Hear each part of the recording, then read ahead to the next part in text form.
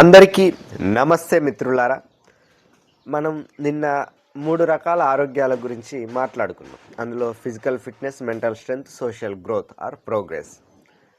అయితే ఒకరికి వచ్చిన డౌట్ ఏంటంటే, ఇప్పుడు మనకు ఫిజికల్ డిసీజ్ ఏదైనా వచ్చిన తర్వాత మెంటల్గా ఏమైనా డిస్టర్బ్ అవుతామా, మెంటల్గా డిస్టర్బ్ అయిన తర్వాత ఫిజికల్ డిసీజ్ ఏదైనా వస్తుందా, ఈ రెండింటికి కానీ లేదా సోషల్ ప్రోగ్రెస్ కానీ ఏమైనా లింక్ ఉందా? ఇది నిజంగా అవసరమైన ప్రశ్న. చాలామందికి వచ్చిందేమో అన్నది ఒక ఆలోచనతో దాన్ని కొద్దిగా క్లియర్ చేద్దామన్నట్టుగా రావడం జరిగింది. అదేంటంటే, మానసిక రుగ్మతలే శారీరక అనారోగ్యానికి దారి తీస్తాయి.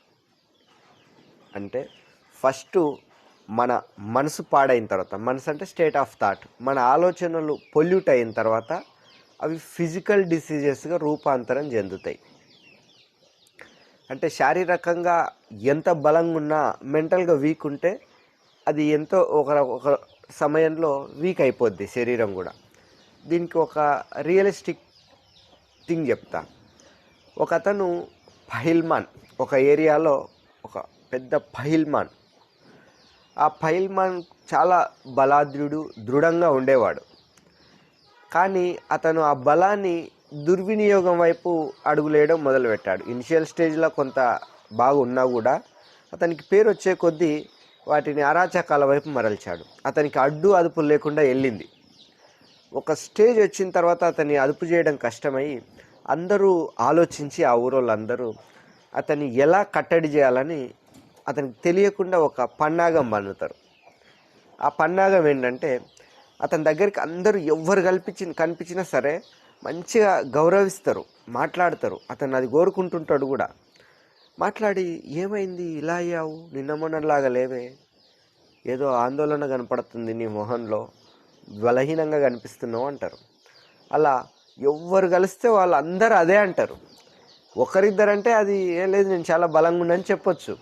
కానీ అతను కలిసిన ప్రతి ఒక్కరు అలాగే అనేసరికి అతనికి తెలియకుండానే లోపల నిజంగా అతని ఆలోచనలో నిజంగా నాకేమైనా అయిందా ఏంది, అంటే నాకేమన్నా ప్రాబ్లం వచ్చిందా ఏంది అందరు అనేసరికి అతను నిజంగానే వీక్ అయిపోతూ ఉంటాడు అన్నట్టు.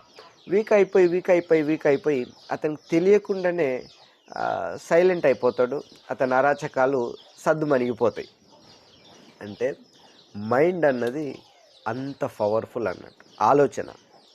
సో ఈ ఆలోచనల వల్ల మన శరీరానికి మానసిక రుగ్మతలే, మన ఆలోచనలో కాలుష్యం, పొల్యూషన్ ఎప్పుడైతే ఎంటర్ అవుతుందో మన శరీరంలో రకరకాల డిసీజెస్ వస్తాయి. దీనికి మనకు ఎవిడెన్స్ కావాలంటే లూయిస్ ఎలిహే అనే ఆమె అమెరికాకు చెందిన వ్యక్తి. ఆమె తన జీవితం మొత్తం కూడా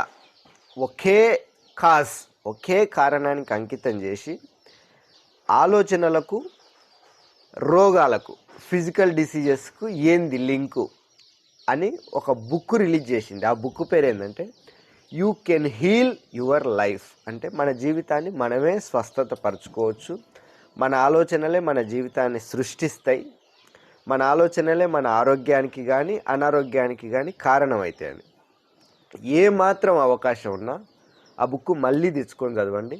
you can heal your life. ఆ బుక్లో చిన్న డిసీజెస్ నుంచి క్యాన్సర్ లాంటి దీర్ఘకాలిక రోగాల వరకు ఏ రోగానికి ఏ ఆలోచన ఉంటే వస్తుంది, ఏ ఆలోచన ఉన్న వాళ్ళకు ఏ రోగం వస్తుంది, వచ్చిన రోగం ఏ ఆలోచనతోనో మనం తగ్గించుకోవడానికి ఛాన్స్ ఉంది. ఇది చాలా ఇంట్రెస్టింగ్ ఉంటుంది. అది నేను కొన్ని డిసీజెస్ని సెలెక్ట్ చేసి కొంతమంది ఆ డిసీజెస్ ఉన్న వాళ్ళ మీద అప్లై చేసిన. అది చాలా వరకు సింక్ అయింది నాకు. మీరు కూడా అప్లై చేసి చూడండి. అది నేను చాలా ప్రాక్టికల్గా ఉంది బుక్. ఆ బుక్ను మీకు ఇది ఉపయోగపడుతుంది అన్నట్టుగా నేను ఈరోజు రివీల్ చేయడం జరుగుతుంది.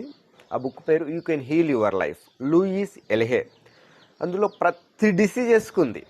ఫర్ ఎగ్జాంపుల్, ఇప్పుడు షుగర్ కామన్ ఉంది కదా, షుగర్కు మీరు చెప్పినట్టుగా ఏవేవో ఫుడ్ హ్యాబిట్స్ అవంతా ఒక ఎత్తు అయితే, అందులో ఉంది ఏంటంటే మన గతానికి సంబంధించి చేదు జ్ఞాపకాలు ఏవైతే ఉంటాయో అవి మర్చిపోలేక వాటిని నిరంతరం నెమరు వేసుకోవడం వల్ల వచ్చే డిసీజెస్ అన్నట్టు. ఇంకొకటి క్యాన్సర్ ఉంది. క్యాన్సర్ ఏంటంటే కోపాన్ని అణుచుకోవడం వల్ల క్యాన్సర్ అట్లా ప్రతి డిసీజెస్కు ఉంది, రీజన్ ఉంది, మళ్ళీ దాని నుంచి ఎలా బయటపడాలనేది కూడా ఉంది. సో దీన్ని బట్టి మనకు అర్థం కావాల్సింది ఏంటంటే, మనం ఫస్ట్ మైండ్ను ఫిట్గా ఉంచుకోవాలి. మైండ్